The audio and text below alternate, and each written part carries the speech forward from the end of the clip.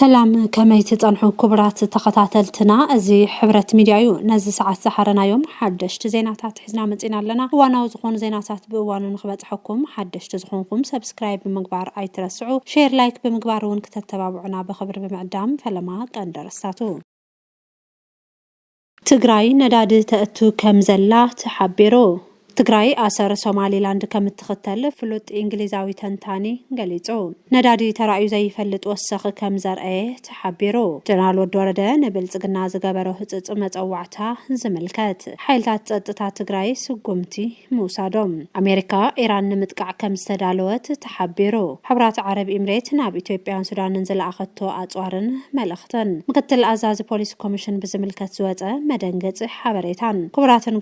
نايزيومن نايكال وتبركت زبالو معبالتاتن كنكافلوكمينا كتكتاتلونا بخبرين عدمكم حازي زوات حبريتا كم زحبرو أمريكا بلعل إيران مدقعتن مخفات مدلاوات تقبر كم زلا تقليتو أمريكا وتادراتن خالوتات واراتن نابها قرات وشمت عرب كتاقو عزمتن حاز فلات انتخون حزدما هايبرسونيك ميسايل كم تاقو عزم أخل إز أمريكا كم زعززة تفليتو هزي كم زلنهالو فاينانشال تايمز حزو زوات حبريتا كم زقلتو بريزيدنت ترامب اتي أب مسمر هرمز أمبير وزلو عطوا كنا وحق مخانو ملكتات مخانو سعيبو نداد قدم حز ترأي زي فلت وسخ كم زرقه قليتو فاينانشال تايمز وسيخو كم زقلتو حزي زي تتعري ندادي $120 كم زبتحن كم زعينت واقع أب ندادي ترأي كم زي فلت ان زقلت أخوينو سعود عربيا نايز وسخ ندادي اتازبلت التتقاميت كم زخونت تحبيرو إثيوبيا ندادي نابنو بركونتات تمليس الليلة بميدياتات انتقلت اتقوا اتحققنا اب تاريخ ندادي ترأي زي فلت وسخ كم زرقه فاينانشال تايمز حاويسو كالوت عبيتن أمونات الميدياتات الناس أبتباي ركبا وزي كم زنهالوه حزيز ترخبه حبريتا كم زحبرو تقراي نداد تأتو كم زلا تحبيرو ماي فيوس اون نيوس حيزاتو زوات حبريتا كم زقلتو اب كبان عطوان زلا تقراي بانفت إيرترا نداد تركب كم زلا حبيرا ماي فيوس اون نيوس حيزاتو زوات حبريتا وسيخو كم زقلتو اتينا بتقراي زاتو زلو ندادي كاب السعود عربيا استقز كم زخونه قليز علا اتا ميديا وسيخا كم زقلتو اتندادي بإيرترا ناب تقراي اتو كم زلوز ترقاقص كم زخونه بمقلاص اتنداد غنا بشم إيرترا يغزا كم زلو قمتا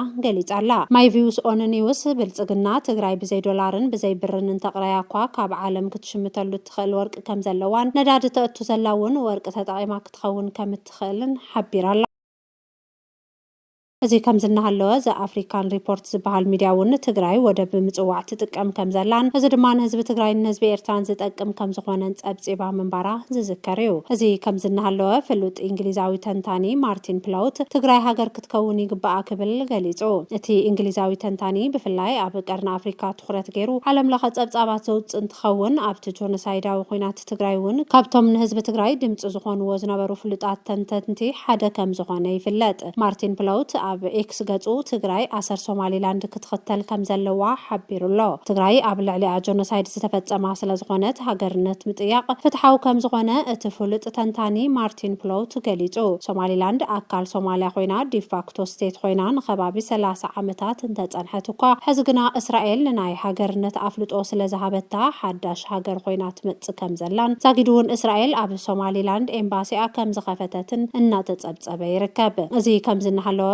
ጀነራል ወድ ወረደ ምሽጥራው በዝኾነ መንገዲ መስብል ጽግና ይራኸብ ከም ዘሎ ካብ አካላት ድሕንነት ዝተረኸበ ምሽጥራው ሓበሬታ ይረድ ወድ ወረደ ካብ ስልጣኑ ንኽወርድ ፈቃደኛ ከም ዘይኾነ ኣብቶም ኣብ ቀረባ ዝገበሮም ሰለስተ ቃለ መሕተታት ዘረጋገጸ እንትኸውን ናይዚ ምኽንያት ድማ ብዶክተር አብርሃም ዝምራሕ ጉጅለ ብልጽግና ኣብ ጎን ካለና ጉጅለ ሕወሓት ንምብታን ይስራሓሎ እዩ ንእሽተይ ትዕግስቲ ግበር ዝብል ትእዛዝ ከም ዝተውሃቦ ተገሊጹ ብዛዕባ እቲ ብልጽግና ኣብ ልዕሊ ሕወሓት ዝሰርሖ ዘሎ ሽርሒ ዝርዝር ሓበሬታ ከም ዘይብሎም ዝገለጹ ፍልፍላትና ዝፍለጥ ነገር እንተሃለወ ብልጽግና መራሕቲ ትግራይን ንሕድሕዶም ከባልዖም ይሰርሕ ከም ዘሎን ምናልባት እውን ዋና መራሕቲ ሕወሓትን መራሕቲ ሰራዊት ትግራይን መቕንጻሉውን ከጠቃልል ከም ዝኽእልን ግምቶም ሂቦም ኣለው እዚ ከም ዝነሃለወ ኣብ ትግራይ መሓወር ብልጽግና ንምጽራይ ገምጋም እናተኻየደ እንትኸውን ምክትል ኣዛዚ ፖሊስ ኮሚሽን ገዛእውን ምስ ብልጽግና ዝተሓሓዝ ሽሙ ከም ዝተልዓለን ገና ጽኑዕ ምጽራይን ክትትልን ይግበረሉ ከም ዘሎን ፍልፍላትና ወሲኾም ገሊጾም ሓዚዝ ዝተረኸበ ሓበሬታ ከም ዝገልጾ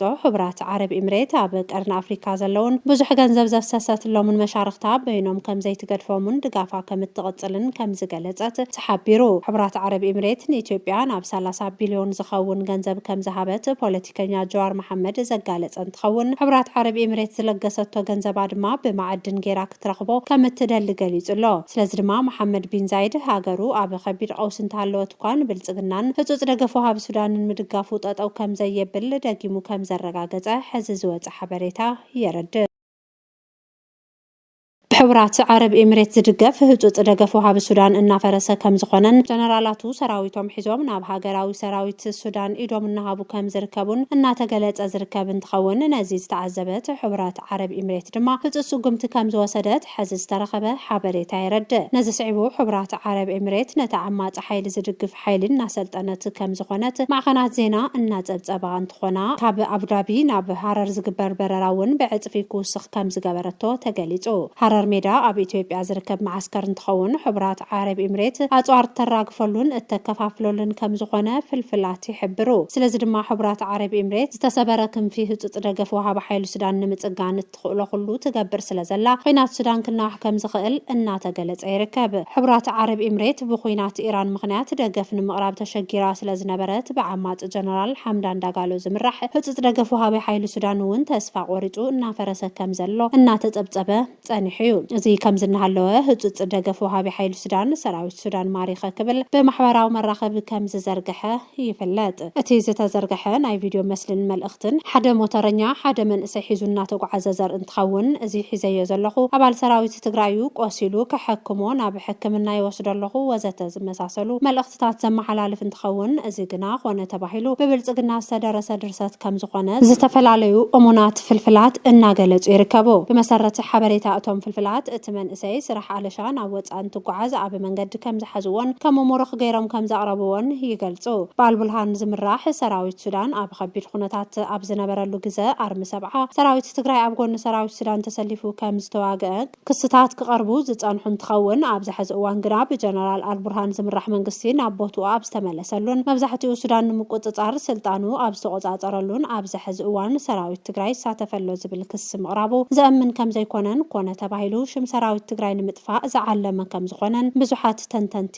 እናገለጹ ይርከቡ። ኣስታት 2.8 ሚልዮን ህዝቢ ዝመረጾ ቤት ምኽርን መንግስትን ናብ ንቡር ስልጣኑ ክምለስን ህዝቢ ብዝመረጾ መንግስቲ ክምራሕን ሕጋውን ቅቡልን ከም ዝኾነ ተገሊጹ። እዚ ዝተገለጸ መበል 5 ዘመን 35 ህጹጽ ጉባኤ ቤት ምኽሪ ከተማ ኣላማጣ ሎሚ 23 ሚያዝያ 2018 ዓመተ ምህረት እንትካየድ እዩ። ኣፈ ጉባኤ ከተማ ኣላማጣ ወይዘሮ ጸጋ ገብረ መድህን ውሳነ ማዕኸላይ ኮሚቴ ሕወሓት በብብርኩ ከም ዝተረአየን ሕጋውን ቅቡልን ከም ዝኾነ ምውሳኑን ድሕሪ ምሕባር ኣባላት ቤት ምኽሪ ከተማ ኣላማጣ እቲ ውሳነ ክርእዮን ክውስንን ህጹጽ ጉባኤ ሳልጥ ከም ዘሎን ገሊጸ።